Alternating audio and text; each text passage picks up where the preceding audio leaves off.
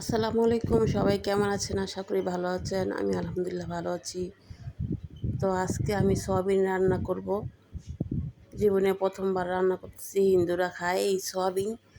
Soybean রান্না করতেছি। তো দেখুন, প্রথমে কিছুটা সয়াবিন নিচ্ছি আমি। এখন পানিতে ভিজাবো আমি। পানিতে কত ভিজায়া সাথে সাথেই ভিজান যায়।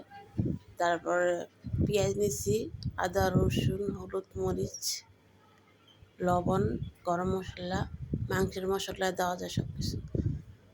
পর পানি দিছি চুলায়, পানি দিয়ে গরম করবো। গরম করে এখন আমি সয়াবিনগুলা দিয়ে কয়েকটা বলক উঠামো।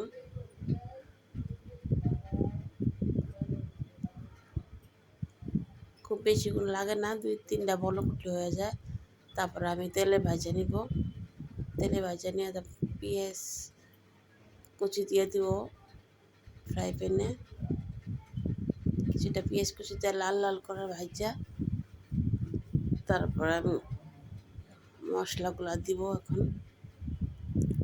মশলাগুলা পানি দিয়ে একটু আমি গোলায় নিছি।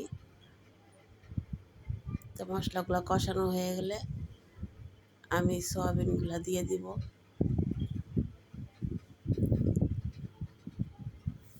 সয়াবিনগুলা দিয়ে কিছুক্ষণ নাড়াচাড়া করব, একটু ভালোভাবে কষায় নিব আমি।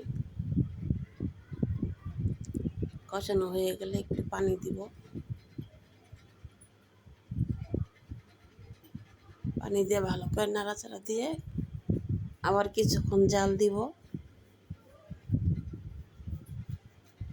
একটু জিরার গুঁড়া দিয়ে দিলাম।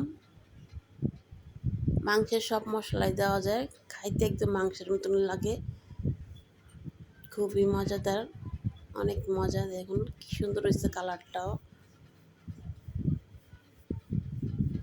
খাইতে অনেক মজা লাগতেছে, একদম মাংস।